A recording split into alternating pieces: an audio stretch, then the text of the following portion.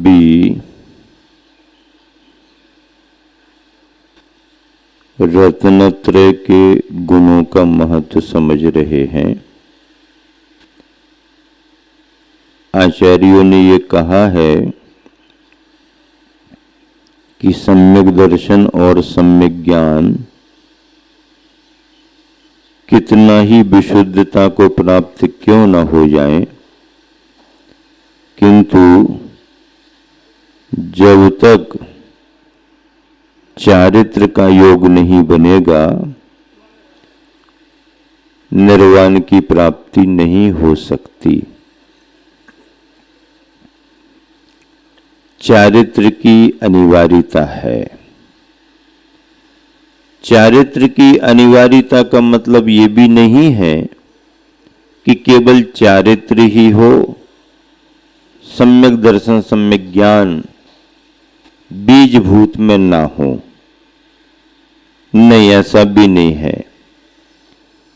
रत्नत्रय की पूर्णता होना जरूरी है और रत्नत्रय की एकता को, पूर्णता को ही मोक्ष मार्ग, मुक्ति का फलदायी माना गया है। तीर्थंकर भगवंत इस मार्ग का प्रवर्तन करते हैं। वो स्वयं महाव्रतों को धारण करते हैं। धारण करने के बाद भी वो तब तक उपदेश नहीं देते जब तक कि उन्हें साक्षात केवल ज्ञान नहीं हो जाता। हम परंपरा से सुन करके, पढ़ करके, समझ करके उपदेश देते हैं। तीर्थंकर अपनी तीर्थंकर की अवस्था में किसी का उपदेश सुनते नहीं, कोई ग्रंथों को पढ़ते नहीं। उस समय ग्रंथों की आवश्यकता भी नहीं। तीर्थंकर स्वयंभू होते हैं। इसका मतलब ये है कि वह दीक्षा लेकर के जब तक केवल ज्ञान प्राप्त नहीं कर लेते, तब तक उपदेश भी नहीं देते। वो दूसरे के कुएं का पानी नहीं पीते, वो अपने ही कुएं का पानी पीते हैं। अपना ही कुआं बनाते हैं, अपने ही कुएं का पानी पीते हैं। हम और आप अपना व्यक्तिगत कोई कुआं नहीं है, बने बनाए कुएं से पानी लेकर के आते हैं और पीते हैं। केवल ज्ञान होने के पहले पहले तीर्थंकर किसी तरह से उपदेश नहीं देते। इसका मतलब उनके अंदर भाव ये रहता है कि अभी हमारी छद्मस्त अवस्था है और छद्मस्त अवस्था में सत्य का पूर्ण उद्घाटन हो नहीं सकता। सत्य के प्रतिपादन के लिए सर्वज्ञपना जरूरी है। क्या कहा? सत्य के प्रतिपादन के लिए सर्वज्ञपना जरूरी है। अब हमारे कथन में सत्यता है, आचार्यों के द्वारा लिखे गए ग्रंथों में सत्यता है। इसका मतलब यह है कि परंपरा से, परिपाटी क्रम से ज्ञान का संस्कार, ज्ञान की परंपरा केवल ज्ञानी तीर्थंकरों से जुड़ी हुई है। इसलिए उन्होंने जो कहा हम उसको कह रहे हैं, आचार्यों ने जो लिखा आपको हम बतला रहे हैं। सत्यता इसमें यह है कि वो छद्मस्त के द्वारा कहा हुआ नहीं है, छद्मस्त के द्वारा लिखा हुआ है, छद्मस्त के द्वारा प्रवचन हो रहा है, ये बात अलग है। लेकिन ज्ञान की परंपरा तो सर्वज्ञत्व से चली आ रही है, इसलिए उसमें ये प्रामाणिकता बनी हुई है। तीर्थंकर भगवंत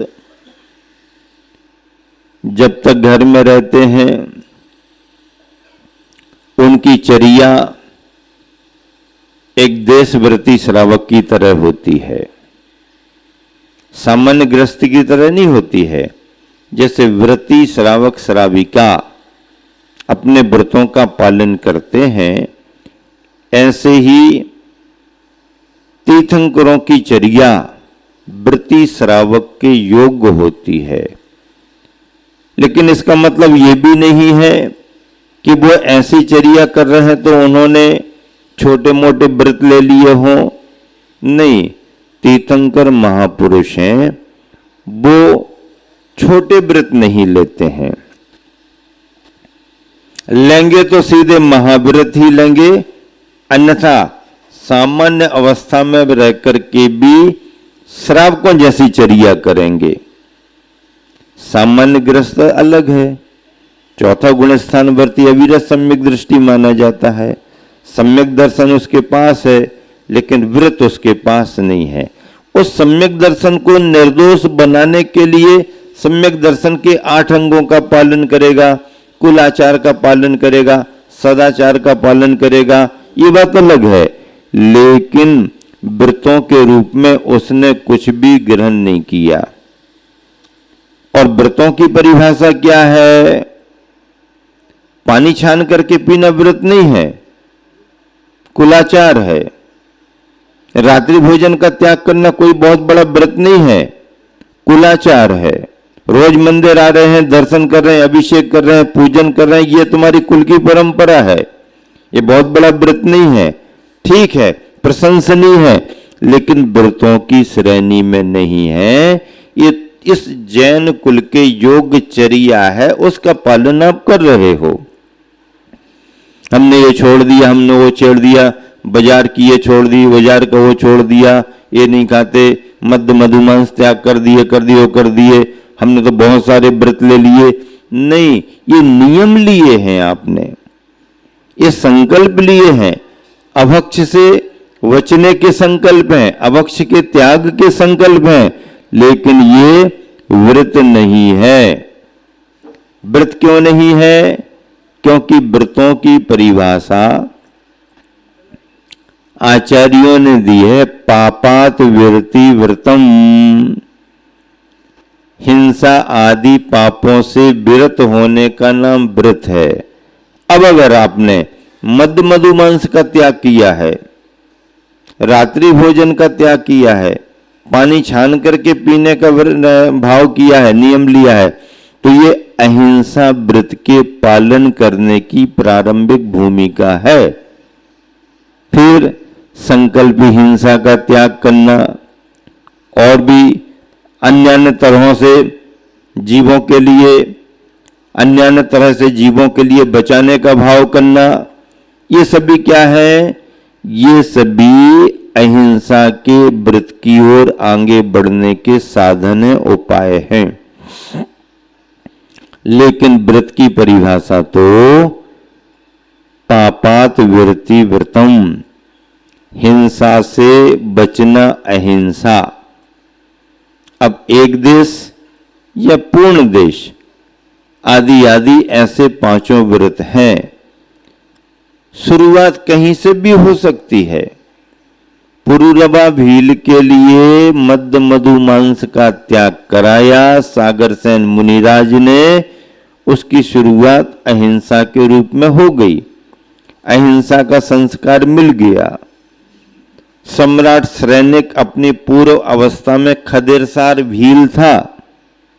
पुरुरवा भील अलग है, जो महावीर का जीव था, और सम्राट श्रेनिक का जीव खदेरसार भील था, ये कहानी अलग है। खदेरसार भील ने मुनि महाराज का उपदेश सुन करके मांस का त्याग किया, लेकिन सभी प्रकार का नहीं, केवल कौवे का मांस नहीं खाऊंगा ऐसा संकल्प लिया। ये खदेरसार भील की बात है। खदेरसार भील आगे चल करके सम्राट श्रेनिक बना, और पुरुरवा भील आगे चल करके महावीर भगवान बना। कहानियां अलग अलग हैं। मृगसेन धीवर पहली मछली नहीं मारेंगे, उसकी कहानी अलग है। इतने छोटे छोटे नियमों में भी इनकी बड़ी बड़ी परीक्षा हुई। इसलिए हमारे गुरुवर आचार्य श्री हमेशा कहा करते थे कि नियम कोई छोटा बड़ा नहीं होता, नियम कोई छोटा बड़ा नहीं होता। सामने वाले की परिस्थिति क्या है, सामने वाले की स्थिति क्या है, उसके अनुसार अगर उसने कुछ विशेष ले लिया है तो उसके लिए उस अवस्था में वही नियम बहुत बड़ा है। अब जिनके उदाहरण प्रथमान योग के ग्रंथों में लिखे हैं, अब उनके लिए कौन याद करे? ऐसा नियम लिया, उनका उदाहरण शास्त्र में आ गया, कौवे के मांस का त्याग, बाकी नहीं, उसका नाम इसमें आ गया। पहली मछली नहीं मारेंगे, उसका नाम आ गया। अरे उसके उस छोटे से नियम ने ही उसकी बहुत बड़ी परीक्षा ले ली और वह परीक्षा में सफल रहा, इसलिए उसका उल्लेख यहां पर कर दिया गया। पूजन तो बहुत सारे लोग करते हैं, लेकिन पूजन की भावनाओं को लेकर के उदाहरण मेंढक का दिया गया। इसका मतलब भरत चक्रवर्ती भी एक तरफ हो गया, सम्राट श्रेणिक भी पूजा कर रहे, वो भी एक तरफ हो गए, बड़े बड़े राजा महाराजा पूजा कर रहे, वो एक तरफ हो गए, मेंढक का नाम ले दिया। पूजन की महिमा को मेंढक ने प्राप्त किया। बताओ मेंढक का नाम क्यों दे दिया? क्योंकि मेंढक ने अपनी उस क्षुद्र पर्याय में, जबकि उसके पास कोई साधन नहीं है, कोई उसको समझने वाला नहीं, कोई पूछने वाला नहीं, तालाब में है, स्मरण में ये आ गया, ये लोग जो जा रहे हैं ठाट बाट से, आकाश मार्ग से, ये ख्याल में उसको आया कि विपुलाचल पर्वत पर महावीर भगवान का समोसरण लगा है, वंदना के लिए सभी जा रहे हैं, मेरे भी भाव हो रहे, पर मैं कैसे जाऊं, मेरे पास में क्या है? फिर ऐसा सोच करके भी उसने मन में भाव बनाया और मैं तो जाऊंगा ही, दर्शन करके आऊंगा। पंचेंद्री था, संगी था, मन था, सब विचार करके आगे बढ़ा और क्या ले जाऊं, क्या ले जाऊं, क्या ले जाऊं? अब उदक चंदन तंदुल, उदक तो है, पानी में तो रह ही रहा है, चंदन वंदन तो कुछ है नहीं, तंदुल तो कुछ है नहीं, सामग्री क्या ले जाए?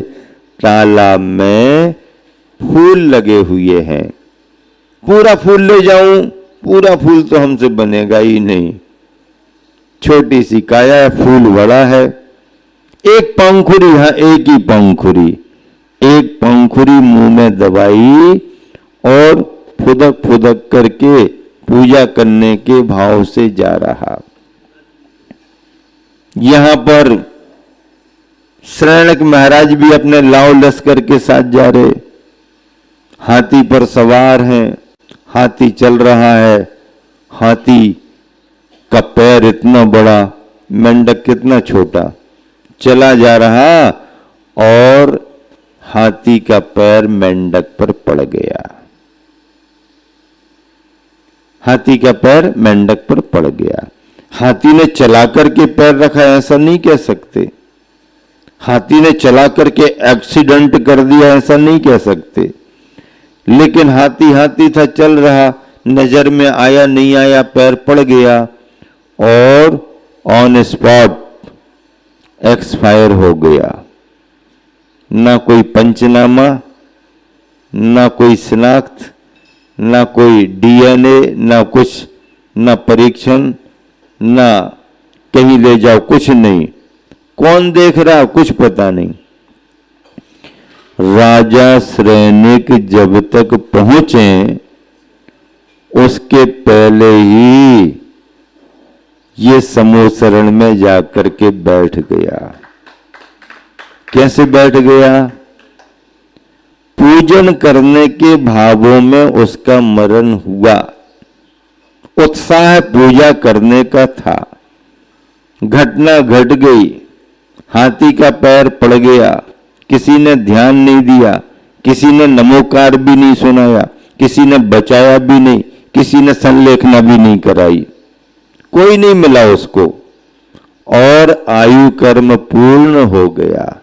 कोई तो नमोकार सुना देता, कोई तो संलेखना करा देता है। नमोकार मंत्र का महत्व कितना है।